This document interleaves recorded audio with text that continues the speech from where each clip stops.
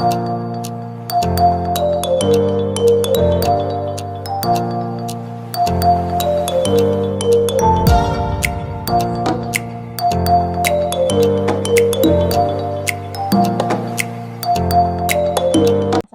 warahmatullahi wabarakatuh. Jumpa lagi dengan saya Arif Tanujana pada mata kuliah Multimedia Pembelajaran Matematika.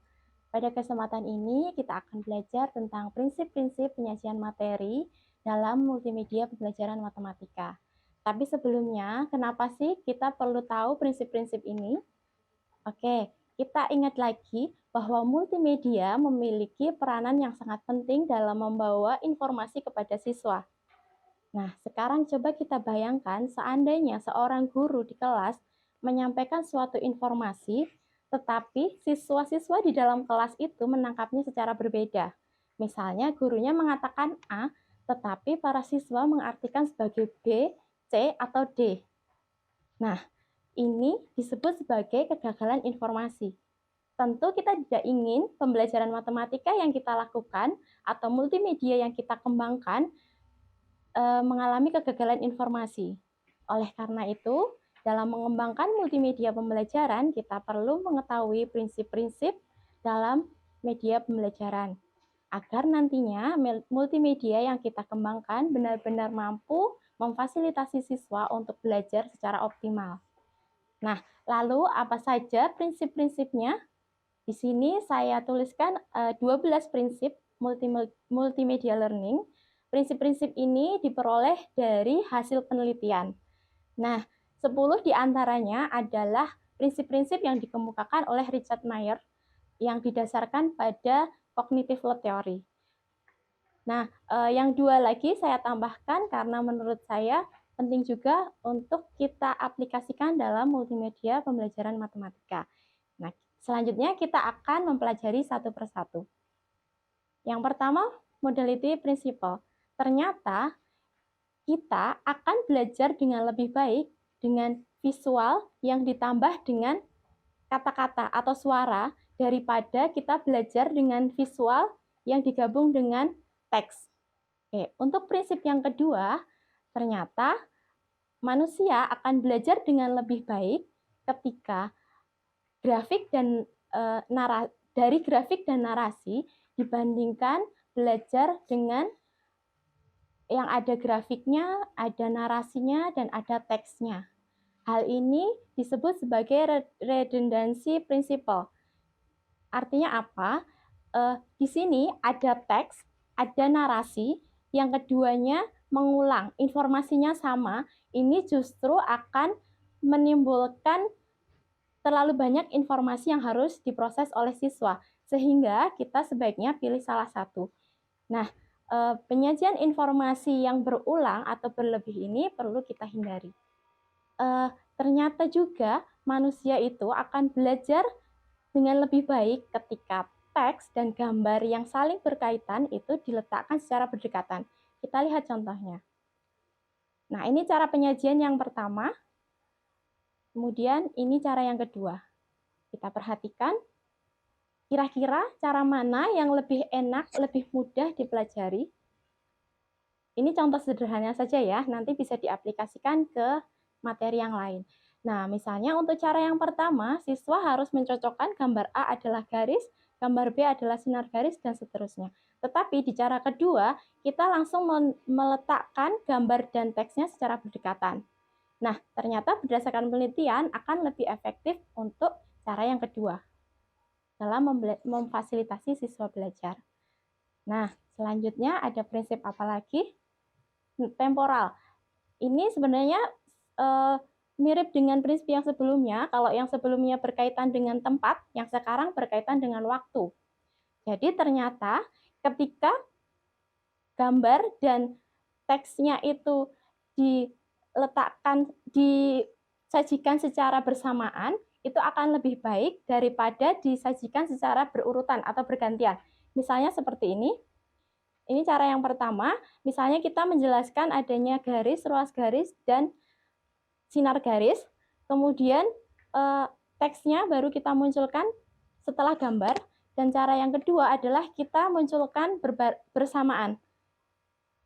ini garis, kemudian ini sinar garis, dan ini ruas garis. Ternyata berdasarkan penelitian, cara yang kedua ini yang lebih baik dalam penyajian materinya. Oke, kita lanjut. Prinsip yang selanjutnya adalah segmenting. Jadi, siswa akan belajar lebih baik ketika informasi itu kita sajikan secara bertahap. Jadi, tidak secara terus-menerus begitu ya. Ini ada ilustrasinya, misalnya seperti ini kita punya, katakan kita punya materi 1, 2, 3, kita sajikan secara kontinu, terus-menerus, dan cara yang kedua adalah bertahap. Materi yang pertama, kemudian dijeda, kemudian lanjut materi yang kedua, ada jeda, dan materi yang ketiga. Kita buat bagian-bagian. Nah, ternyata berdasarkan penelitian, cara yang kedua inilah yang lebih sesuai untuk belajar siswa. Oke, kita lanjut lagi. Prinsip signaling. Ini saya ambilkan contoh multimedia berbasis game ya. Untuk prinsipnya mengatakan demikian, bahwa siswa akan belajar secara lebih baik ketika kita bisa memfokuskan perhatiannya pada informasi yang sedang dipelajari. Kalau kita menggunakan media multimedia gitu, kita harus bisa memfokuskan siswa pada materi yang sedang disajikan.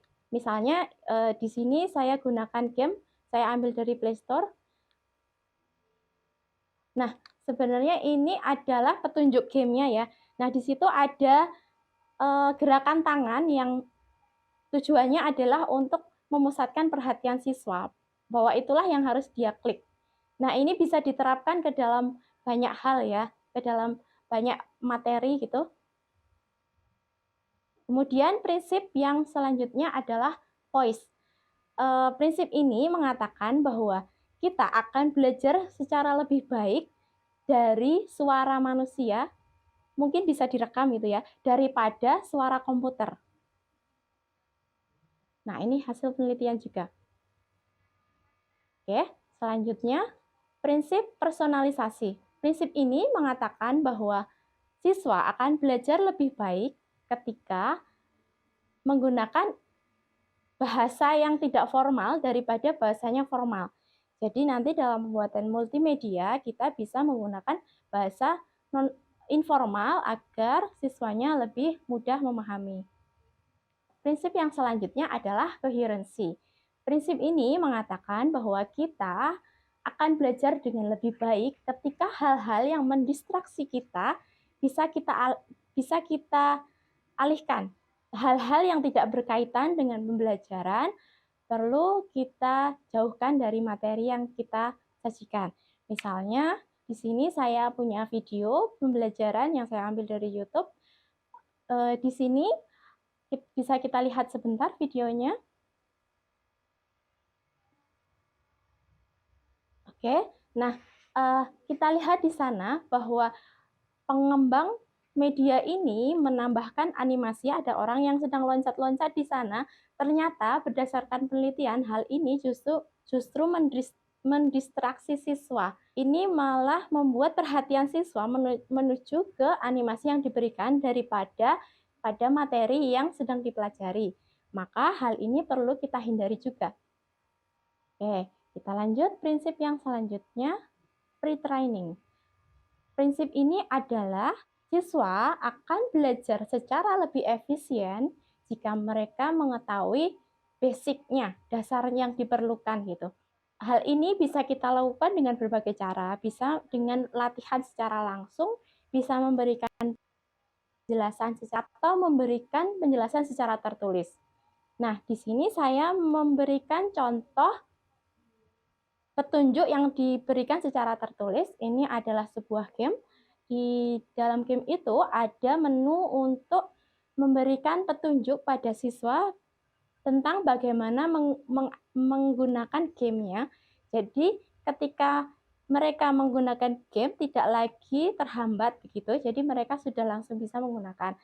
Nah, bisa juga hal ini itu kita aplikasikan dalam materi ya. Misalnya kita belajar materi matematika, maka kita perlu melihat materi apa atau informasi apa yang perlu kita munculkan terlebih dahulu sebelum siswa masuk ke dalam materi intinya. Ini adalah prinsip interaktif.